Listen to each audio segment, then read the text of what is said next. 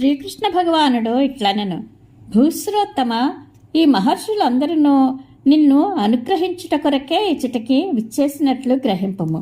వారు తమ పాదధూళులచే లోకములను పవిత్రమునర్చుటకై నాతో కూడి సంచరించుచుందురు. దేవతలను, పుణ్యక్షేత్రములను, పవిత్ర తీర్థములను దర్శించుట వలన, స్పృశించుట చేత, అర్చించుట వలన జనులు కాలక్రమమున పవిత్రులగుదురు. కాని జనులు మునీశ్వరులను దర్శించిన వెంటనే పునీతులు అగుచుందరు. శృతదేవ, ఈ జగత్తునందు బ్రాహ్మణుడు పుట్టుక చేతనే సకల ప్రాణులలో శ్రేష్ఠుడు. ఇంకా అతడు తపస్సు, విద్య, సంతుష్టి, నా యందు భక్తి కలిగి ఉండినచో అతని శ్రేష్ఠత్వమును గూర్చి చెప్పవలసిన పనియే లేదు. శ్రీ గురుభ్యో నమః. శ్రీకృష్ణ పరబ్రహ్మణే నమః.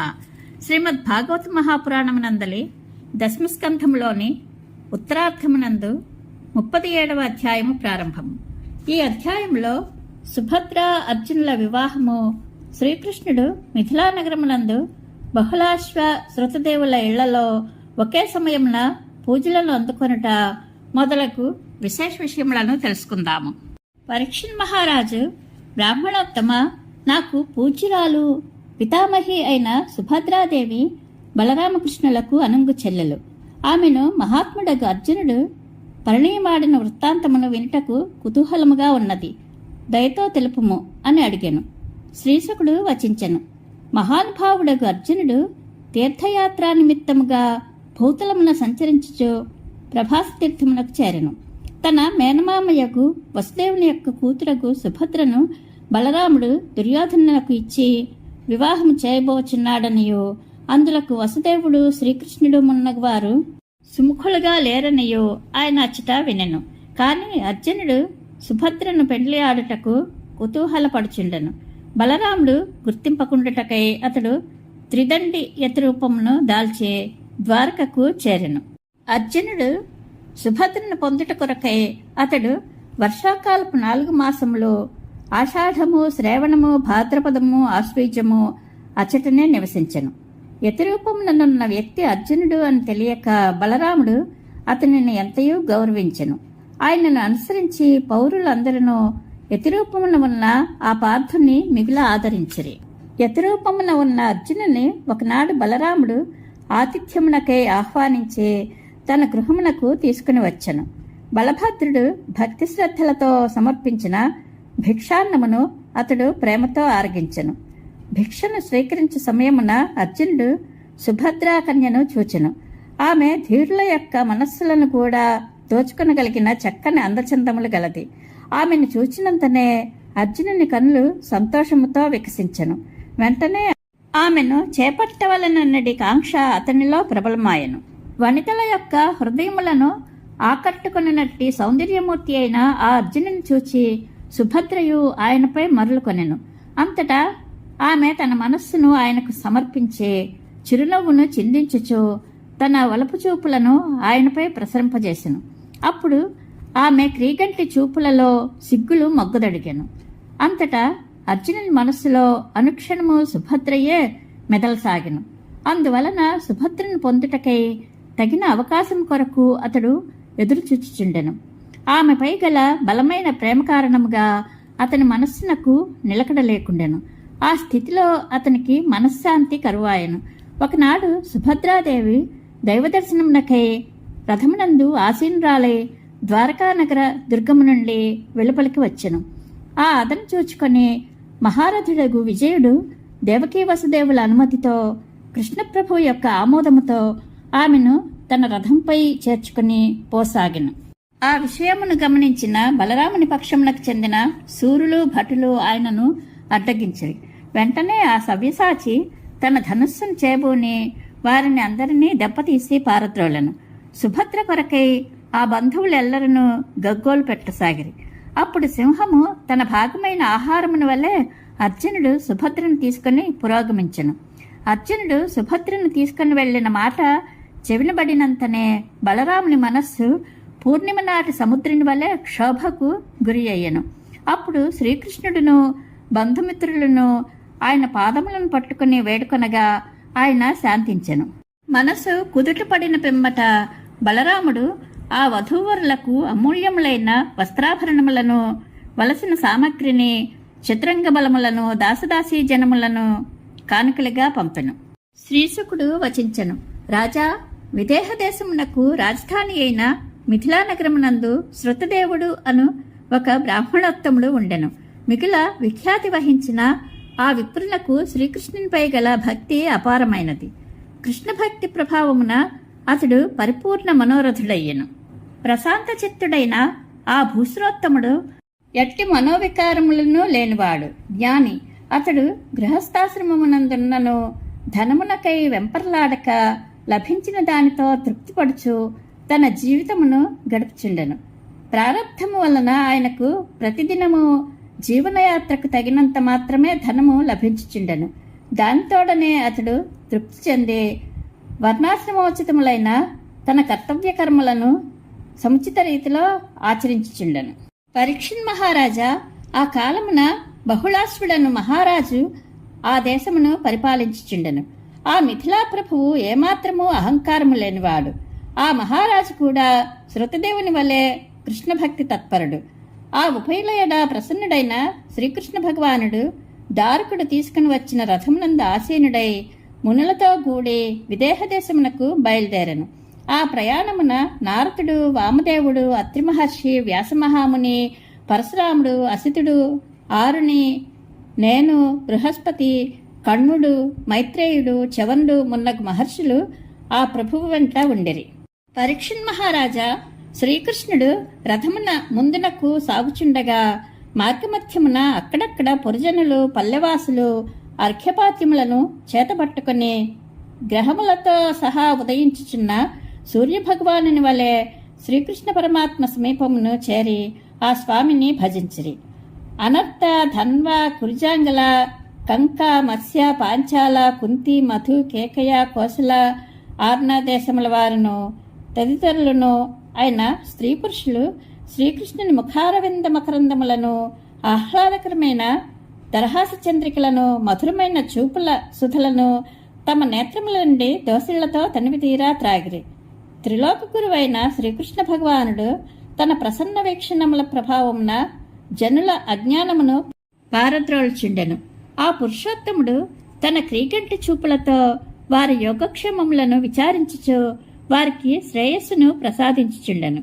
సమస్త లోకములకును శుభములను కూర్చుచు దిగంతముల వరకు వ్యాపించిన తన యశోవైభవములను దేవతలు, మానవులు గానము చేయుచుండగా ఆలకించుచు ఆ ప్రభువు తిన్నగా విదేహ దేశమునకు చేరెను. మహారాజా, శ్రీకృష్ణ పరమాత్మ యొక్క శుభాగమన వార్తను వినినంతనే పురజనులు, జానపదులు పూజాద్రవ్యములను చేతబట్టుకుని సంతోషముతో ఆ స్వామికి ఎదురేగి స్వాగత మర్యాదలను నెరపిరి. ఆ పరమపురుషుని దర్శించినంతనే విదేహ దేశవాసుల హృదయములు పరమానందభరితములయ్యను. వారి ముఖములలో ఆనందము వెల్లివిరిసెను. పిమ్మట వారు ఆ పురుషోత్తమునకు విఖ్యాతులైన మునీశ్వరులకును అంజలి ఘటించి ప్రణమిల్లిరి. సకల లోకములకును గురువైన శ్రీకృష్ణుడు తమను అనుగ్రహించుట కొరకే తమ వద్దకు విచ్చేయుచున్నట్లు బహుళాసు మహారాజు శృతదేవుడు తలంచిరి. అంతటా ఆ ఉభయులను ఆ ప్రభువు యొక్క పాదములపై వ్రాలి ప్రణమిల్లిరి. అనంతరము ఆ మిథిలా ప్రభువు ఆ భూసురోత్తముడును అంజలి ఘటించిన వారై తమ గృహములకు విచ్చేసి ఆతిథ్యమును స్వీకరింపవలసినదిగా శ్రీకృష్ణుని, ఆయన వెంట వచ్చిన మునిపుంగవులను ఒకే సమయమున ప్రార్థించిరి. అంతటా కృష్ణ భగవానుడు ఆ ఉభయుల అభ్యర్థనను అంగీకరించెను. ఇద్దరికిని ప్రియమును కూర్చుటకై వారి గృహములలో ఒకేసారి ప్రవేశించెను. అప్పుడు ఆ ఉభయులను ఎవరికి వారు ఆ ప్రభువు తమ ఇంటికే విచ్చేసినట్లుగా తలంచిరి. దూర ప్రయాణములతో అలసిన్నను శ్రీకృష్ణ ప్రభువు మహామునులు తన ప్రార్థనను మన్నించి తన ఇంటికి విచ్చేసినందులకు మహామనస్వి అయిన బహుళాశ్రుడు ఎంతయో సంతోషించుచు వారిని సుఖాసీనులను గావించెను. భక్తి పారవస్యంలో అతని హృదయము పరమానందభరితమయ్యెను. ఆ సంతోషంలో అతని కనులు ఆనందాశ్రువులతో నిండిపోయెను. అప్పుడు అతడు వారికి నమస్కరించి పాదప్రక్షాళనం అనర్చెను. సకల లోకములను పునీతమనర్చినట్టి ఆ పాదతీర్థములను సపరివారముగా తన శిరస్సున ధరించెను. పూజ్యులైన ఆ మహాత్ములకు గంధమాల్యములను, అమూల్య వస్త్రాభరణములను, శ్రేష్టములైన గోవృషభములను, ధూపదీపములను సమర్పించెను. మృష్టాన్న భోజనములతో వారిని సంతృప్తులను గావించెను. పిమ్మట ఆ మహారాజు శ్రీకృష్ణ పరమాత్మ యొక్క చరణములను తన ఎడలో చేర్చుకుని పాద సంవాహనమనర్చుచు సంతుష్టాంతరంగుడై మృదుమధురముగా ఆ స్వామితో ఇట్లనెను: ప్రభు, సర్వలోక పూజ్యుడవైన నీవు సకల ప్రాణులకును అంతరాత్మవు, సాక్షివి, స్వయం ప్రకాశమానుడవు. ఎంతో కాలము నుండి నీ పాదకమలములనే స్మరించుచున్న నాకు నేటికి నీ దర్శన భాగ్యము కలిగినది. నాకు ఆత్మీయులైన ఆదిశేషుడు, లక్ష్మీదేవి, బ్రహ్మదేవుడు మొదలగు వారి కంటెను అనన్య భక్తులే అత్యంత ప్రీతిపాత్రులు అని నీవు పలికియుంటివి. ఆ మాటను సత్యమనర్చుటకై నేడు మాకు నీ దర్శనమొసంగితివి. దేవా, ఐహిక సుఖ సంపదలపై ఏమాత్రము ఆసక్తి లేనట్టి శాంతచిత్తులైన మునీశ్వరులకు నిన్ను నీవే సమర్పించుకొందువు. నీవు భక్తపరాధీనుడవు. ఈ విషయం ఎరిగిన ఏ పురుషుడు నీ పాదపద్మములను విడిచిపెట్టును? ప్రభు, ఈ లోకమున జనన మరణ చక్రంలో పడి కొట్టుమిట్టాడుచున్న జీవుల యొక్క సాంసారిక తాపత్రయములను పోగొట్టి వారికి శాంతిని ప్రసాదించుటకై నీవు యదువంశమున అవతరించితివి. ముల్లోకములలోని పాపములను రూపుమాపునట్టి నీ అసాధారణ యశస్సును విస్తరింపజేసితివి.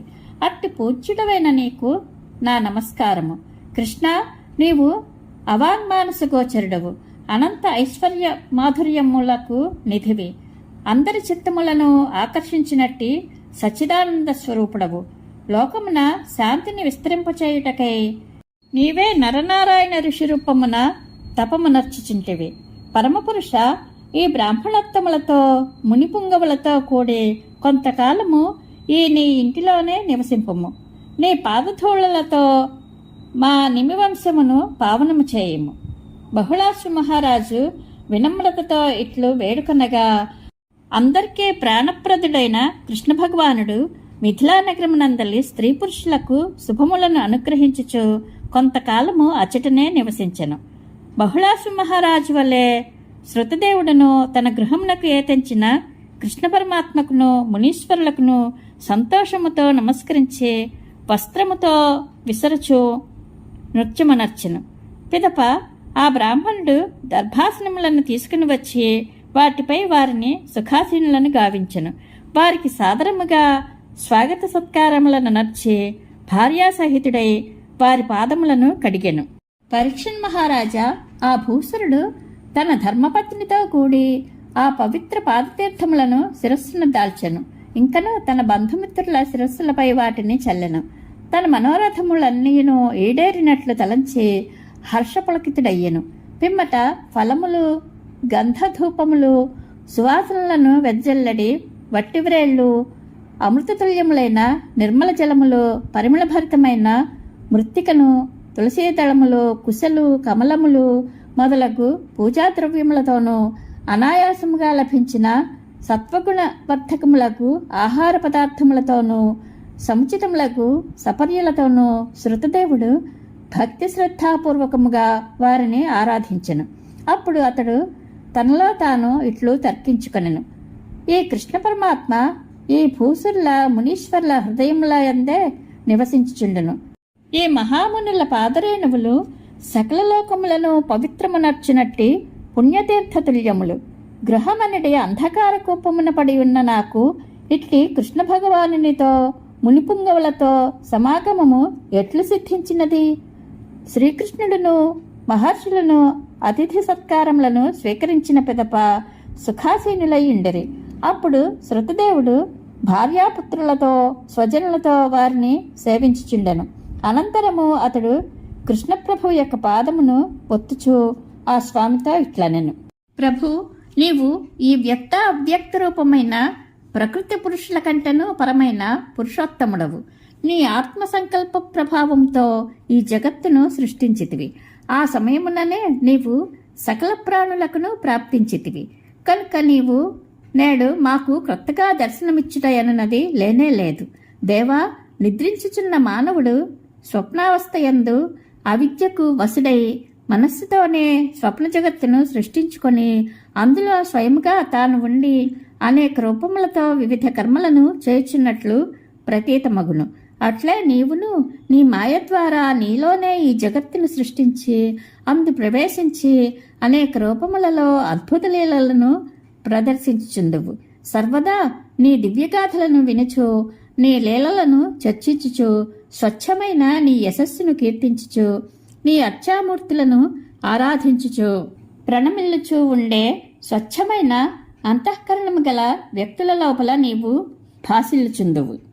కృష్ణ, లౌకిక వైదిక కర్మల వాసనలచే బహిర్ముఖములైన చిత్తములు గలవారి హృదయములలో నీవు అంతర్యామివై ఉన్నను వారికి దూరస్థుడవే, వారికి గోచరుడవు కావు. నీ గుణములను కీర్తించిన వారి యొక్క అంతఃకరణములు సద్గుణ సంపన్నములగును.